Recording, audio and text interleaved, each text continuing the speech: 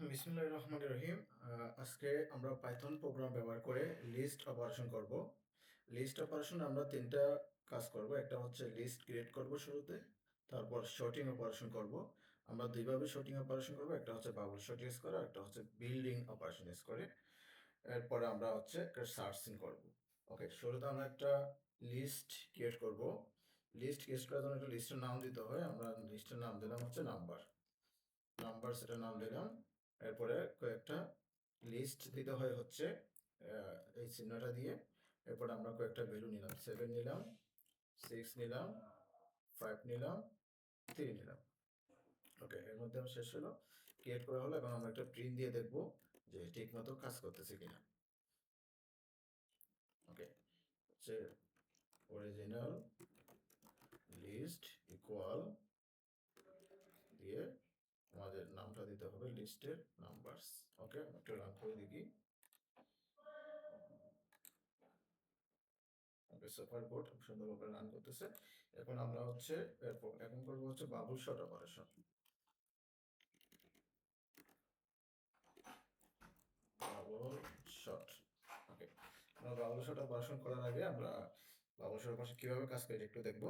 ধরো যে এটা একটা লিস্ট ডাটা স্ট্রাকচার, যেখানে 4টি ভ্যালু রয়েছে, 5 6 1 3। আমরা এটাকে যদি বাবল শট পদ্ধতিতে শর্টিং করতে চাই, তাহলে আমাকে করতে হবে 4টা ভ্যালু যদি থাকে, আমাদেরকে তিনবার তিনবার চেকিং করতে হবে। তো তিনবার, প্রথমে তিনবার লুপ দিতে হবে। প্রতিবারে কি করতে হবে, ভিতরে ডাটাগুলোকে আমাকে চেকিং করতে হবে। প্রথমবার চেকিং করার পর আমরা সবচেয়ে বড় ভ্যালুটা শেষে পাবো, অর্থাৎ সঠিক জায়গায় পাবো। এখন আমাদের শুরুতে আমরা দেখেন এখানে 5 এবং 6 এর মধ্যে আমরা চেকিং করব। এখানে দেখছি যে 5 সঠিক অবস্থানে আছে, অর্থাৎ 5 এবং 6 এর মধ্যে 5ই ছোট। উনি 5 শুরুতে আছে, এটা অ্যাসেন্ডিং অর্ডারের নিয়ম অনুযায়ী। তাহলে আমরা কোনো পরিবর্তন করব না। এরপর আমরা হচ্ছে এক ঘর এক ঘর পরে যাব। এক ঘর পরে গিয়ে 6 এবং 1 এর মধ্যে কম্পেয়ার করব। এখানে আমরা দেখতে পাচ্ছি সঠিক অবস্থানে নাই, এই জন্য আমরা সলভ করব। সলভ করে 6 এর অবস্থানে চলে আসছে 1, আর 1 এর অবস্থানে চলে আসছে 6। এরপর আমরা আরেক ঘর আগাবো। আরেক ঘর আগাই 6 এবং 3 এর মধ্যে কম্পেয়ার করতেছি। 6 এবং 3 এর মধ্যে কম্পেয়ার করে দেখছি যে এরাও সঠিক অবস্থানে নাই, এজন্য আবার সলভ করব। সলভ করে 6 এর পরে চলে আসলো 3, 3 এর পরে চলে আসলো 6। এর মাধ্যমে আমরা দেখতে পাচ্ছি আমাদের প্রথম আইটারেশনের পরে 6, যেটা এখানে সবচেয়ে বড় সংখ্যা, উনি সবার শেষে চলে গেছে, অর্থাৎ সঠিক অবস্থানে চলে গেছে। তাহলে এটা এখন শর্টেড অবস্থায় আছে, বাকি তিনটা আমাদের আনশর্টেড অবস্থায় আছে। এখন আমাদের এই তিনটাকে শর্টিং করতে হবে। ওকে, পরের আইটারেশন আমরা এই লাস্টটা যেহেতু শর্টিং আছে, প্রথম তিনটাকে আমরা শর্ট করবো। একইভাবে আমরা শুরুতে প্রথম দুটাকে চেকিং করা শুরু করবো। এখন দেখতেছি যে 5 এবং 1 সঠিক অবস্থানে নাই, তাহলে এই দুটাকে সলভ করতে হবে। সলভ মানে হচ্ছে কি অদল বদল করা, একজনের জায়গায় অন্যজনকে পাঠাই দেওয়া।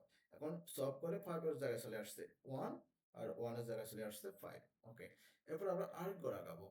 এখন 5 এবং 3 এর মধ্যে কম্পেয়ার করব। এখন দেখেছি এরাও সঠিক অবস্থানে নাই, তাহলে আমরা 5 এবং 3 এর মধ্যে সলভ করে 5 এর ঘরে চলে আসলো 3, 3 এর ঘরে চলে আসলো 5। ওকে, তাহলে দ্বিতীয় ইটারেশনের পরে আমরা 2 নম্বর ভ্যালুটাকেও সঠিক অবস্থানে পেলাম। অর্থাৎ দেখুন এই 5 এবং 6 দুইটা শর্টের অবস্থায় আছে, বাকি দুইটাকে আমরা দেখতে হবে। ওকে, আমরা এখন এই দুইটাকে যদি চেক করি, দেখি যে 1 এবং 3 সঠিক অবস্থানে আছে, তাহলে এটাকে সলভ করার দরকার নাই, কিন্তু চেক অবশ্যই করতে হবে। সলভ করার দরকার নাই, অনেক জায়গায় দরকার হইতেও পারে, তবে এখানে নাই। যেহেতু আমরা আমাদের পুরো শর্টেড এলিমেন্টসটা পেয়ে গেলাম। এভাবে আমাদের এই বাবল শর্ট করতে হবে। আমরা এখান থেকে যা বুঝলাম, আমাদেরকে প্রথমে কতবার চেক করতে হবে, ওইটার জন্য একটা ফর লুপ দরকার।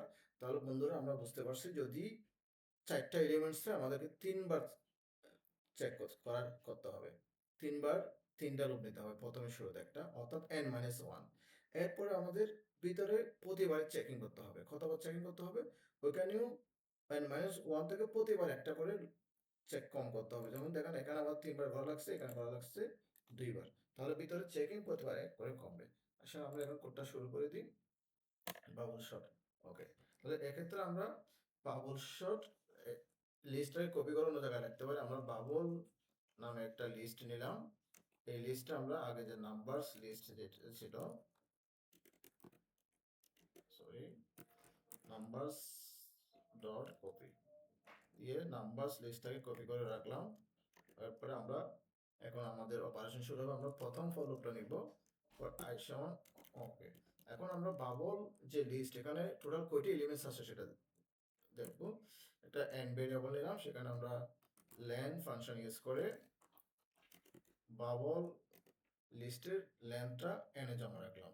ওকে, এখন আমরা মোট কতবার চেকিং করতে হবে এটার জন্য প্রথম ফর লুপটা চালাবো।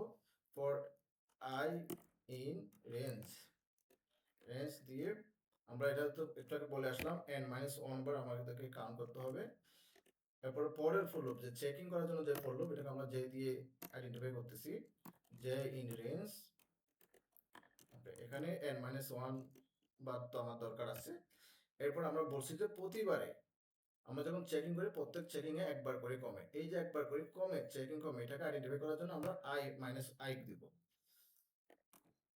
ওকে, এখন আমরা চেক করব যে প্রথম সংখ্যা থেকে দ্বিতীয় সংখ্যা বড় কিনা। এটার জন্য আমাদের ইফ কন্ডিশন ইউজ করতে হবে। ইফ যে আমরা যে বাবল নামে যে লিস্টটা ক্রিয়েট করছি, বাবল লিস্টের যে তম লোকেশন থেকে যদি বাবল শর্টের যে প্লাস 1 তম লোকেশনের মান যদি বড় হয়, ওকে, যদি বড় হয় তাহলে আমরা সলভ করব, ছোট হলে সলভ করার দরকার নাই।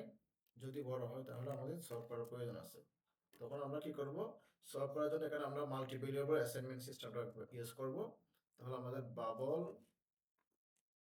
লিস্টের যে তম লোকেশন এবং বাবল লিস্টের যে প্লাস 1 তম লোকেশন, এই দুই ঘরের মানে একসাথে চেঞ্জ করতে হবে।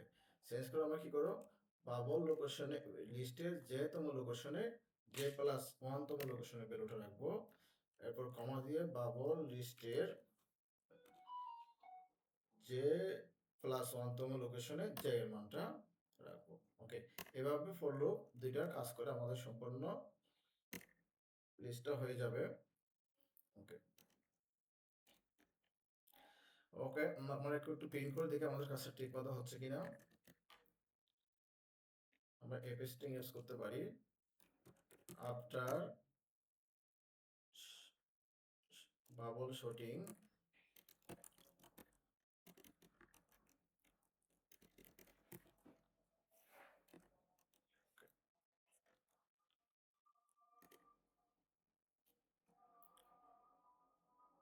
ওকে, একটু প্রিন্ট করে দেখি কাজ করতেছে কিনা। ওকে, সুপার গুড, ভালোভাবে কাজ করতেছে। আমরা একটা এখানে বন্ধুরা আমরা বাবল বানানটা ভুল করছি, তবে এটা কোনো ব্যাপার না, ভেরিয়েবলের যে কোনো নাম হইতে পারে আইডেন্টিফায়ারের। আমরা হচ্ছে তাও এটা একটু সংশোধন করে দিচ্ছি।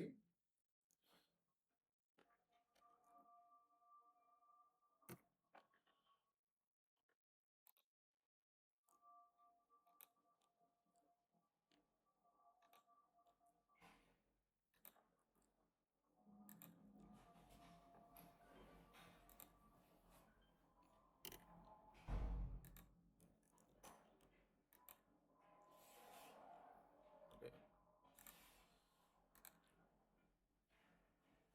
ওকে, এখন আমরা বিল্ডিং ফাংশন ইউজ করব।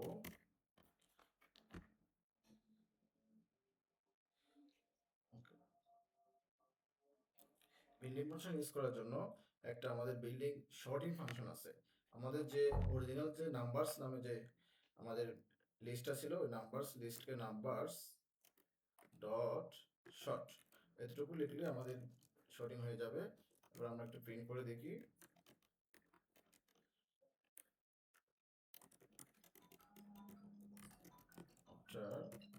বিল্ডিং ফাংশন, এটা হচ্ছে নাম্বারস ভেরিয়েবল আছে।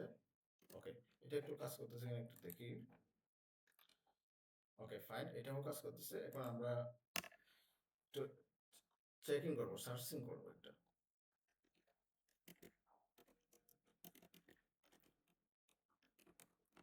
সার্চিং। ওকে, আমরা একটা ভেরিয়েবল নিব, কি ভেরিয়েবলে আমরা যে ভ্যালুটা চেক করতে চাই এটাকে আমরা ইনপুট নিব, ইন্টিজার ইনপুট ইন্টার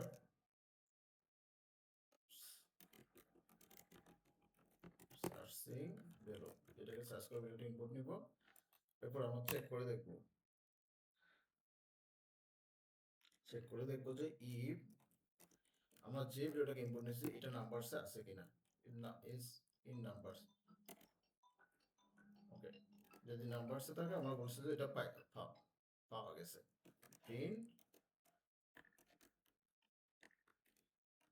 ফাউন্ড। ওকে,